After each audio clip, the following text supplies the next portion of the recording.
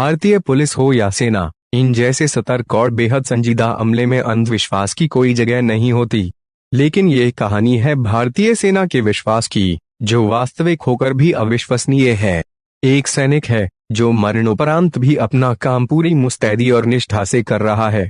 मरने के बाद भी वो सेना में कार्यरत है और उसकी पदोन्नति भी होती है। हैरान करने वाली ये दास्तान है बाबा हरभजन सिंह की। 30 अगस्त 1946 को जन्मे बाबा हरभजन सिंह 9 फरवरी 1966 को भारतीय सेना के पंजाब रेजिमेंट में सिपाही के पद पर भर्ती हुए थे। 1968 में वो 23वें पंजाब रेजिमेंट के साथ पूर्वी सिक्किम में सेवारत थे। 4 अक्टूबर 1968 को खच्चरों का काफिला ले जाते वक्त पूर्वी सिक्किम के नाथुला पास के पास उनका पांव फिसल गया और घाटी में गिरने से उनकी मृत्यु हो गई। पानी का तेज बहाव उनके शरीर को बहाकर 2 किलोमीटर दूर ले गया। कहा जाता है कि उन्होंने अपने साथी सैनिक के सपने में आकर अपने शरीर के बारे में जानकारी दी। खोजबीन करने पर 3 दिन बाद भारतीय सेना को बाबा हरभजन सिंह का पार्थिव शरीर उसी जगह मिल गया। कहा जाता है कि सपने में ही उन्होंने इच्छा जाहिर की थी कि उनकी समाधि बनाई जाए। उनकी इच्छा का मान रखते हुए उनकी एक समाधि भी बनवाई गई।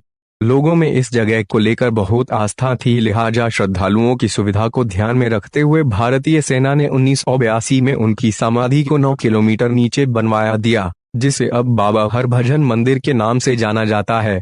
हर साल हजारों लोग यहाँ दर्शन करने आते हैं।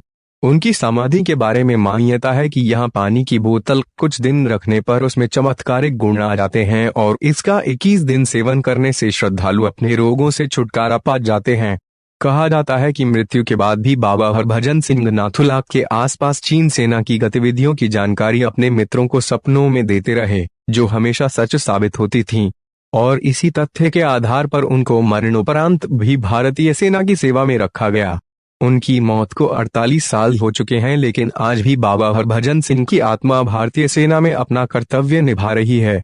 बाबा हरभजन सिंह को नाथुला का हीरो भी कहा जाता है। बाबा के मंदिर में बाबा के जूते और बाकी सामान रखा गया है। भारतीय सेना के जवान बाबा के मंदिर की चौकीदारी करते हैं और रोजाना उनके जूते पॉलिश करते हैं, उनकी वर्दी साफ करते हैं और उनका बिस्तर भी लगाते हैं। वहां तैनात सिपाहियों का कहना है कि साफ किए हुए जूतों पर कीचड़ लगी होती है और उनके बिस्तर पर सिलवटें देखी जाती हैं। बाबा की आत्मा से जुड़ी बातें भारत ही नहीं, चीन की सेना भी बताती है। चीनी सिपाहियों ने भी उनको घोड़े पर सवार होकर रात में गश्त लगाने की पुष्टि की है।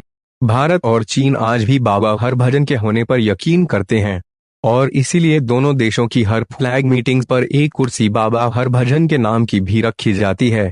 सारे भारतीय सैनिकों की तरह बाबा हरभजन को भी हर महीने वेतन दिया जाता है। सेना के पेरोल में आज भी बाबा का नाम लिखा हुआ है। सेना के नियमों के अनुसार ही उनकी पदोन्नति भी होती है। अब बाबा सिपाही से कैप्टन के पद पर आ चुके हैं।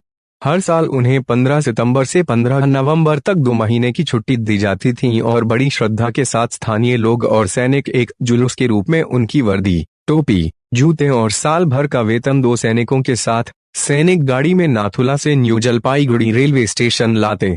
वहां से डिब्रूगढ़ अमृतसर एक्सप्रेस से उन्हें जालंधर, पंजाब लाया जाता। गाड़ी में नाम का टिकट भी बुक किया जाता। यहाँ से सेना की गाड़ी उन्हें उनके गांव तक छोड़ने जाती। वहां सब कुछ उनके मां को सौंपा जाता। फिर उसी ट्रेन से उसी आस्था और सम्मान के साथ उनके समाधि स्थल वापस लाया जाता। लेकिन कुछ साल पहले इस आस्था को अंधविश्वास कहा जाने लगा। तब से यह यात्रा बंद कर दी गई। इस तरह की आस्था पर भले ही सवाल उठाए जाएं और अंधविश्वास कहा जाए, लेकिन भारतीय सैनिकों का मानना है कि उन्हें यहाँ से शक्ति की अनुभूति होती है।